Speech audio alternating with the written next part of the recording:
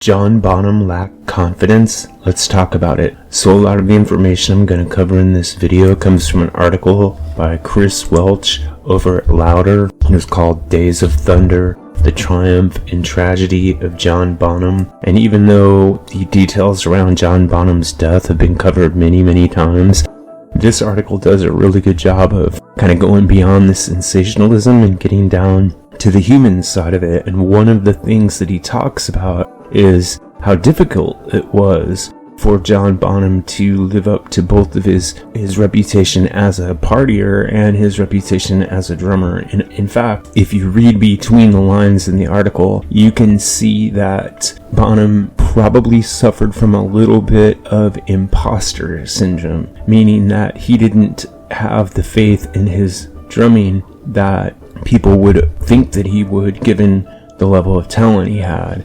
And of course, there's the well-known factor of how much Bonham hated being away from home and traveling, particularly to America. And before I get into the details of why I think he may have suffered from a bit of lack of confidence as a musician, I want you to listen to what Ritchie Blackmore had to say about Bonham's attitude toward touring. Here's Ritchie Blackmore. And he would always tell Zeppelin, I'm leaving the band. I can't go back to America again. I can't do all that.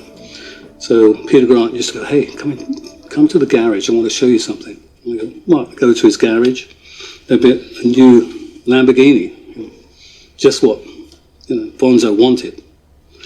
Wow, look at that. He said, that's yours. Coming to America. Well, yeah, all right. And that's how he kept coming. But there was a couple of moments there when he ended up crying. Because he wanted to go home, didn't want to be in America, missed his wife, didn't want to be in a big band, wanted to be in a small band in Birmingham, just playing. He didn't care about all that fame. So what Blackmore is indicating there is not only was Bonham homesick, but that he really didn't care for being in a huge band. He didn't really like playing in front of huge audiences. And this is something that is also alluded to in the article I mentioned. So I want to talk about one thing that the article specifically cites, which is on the day of Bonham's death, on the way to Jimmy Page's house in Windsor, where they were going to practice for their upcoming American tour, Bonham told Plant, I've had it with playing drums. Everybody plays better than me. I'll tell you what, when we get to the rehearsal, you play the drums and I'll sing. And so, as everyone knows, Bonham drank a lot that day, so much that it eventually caused his death. But during the rehearsals, the article says that he drank, quote, 40 measures of vodka during a marathon 12-hour session. Now, I want you to imagine that somebody else drank that much alcohol at their job, because rehearsing with Zeppelin, after all, was John Bonham's job. I want you to think about the fact that he was drinking so much, associate that with the upcoming tour, but also associate that with the fact that he had mentioned a little bit of doubt in his ability to play the drums. The article goes on to specifically talk about his stage fright, and it says, hold up in hotels, the only way for a traveling musician to immunize himself against the routine was to take a drink or two. And then it also states that Bonham, quote, confided to friends that he suffered from panic attacks before every concert.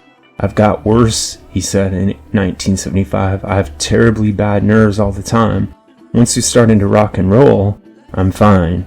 It's worse at festivals. You might have to sit around for a whole day and you daren't drink because you'll get tired and blow the gig. So you sit drinking tea in a caravan with everybody saying, far out, man. So you see that he was alternately bored and terrified, like somebody in a war. The high stress job that he was in. And part of the stress of that job was a significant lack of confidence in his ability as a drummer. And I don't think that this lack of confidence was warranted, but I think it came from the fact that it was a very big job to play drums in Led Zeppelin and to get that kind of huge power going night after night after night in front of huge audiences. The article states that Bonham had to play a 20-minute blood-splattering drum solo every night, and being the powerhouse of the energy-sapping Zeppelin show left him on the verge of collapse.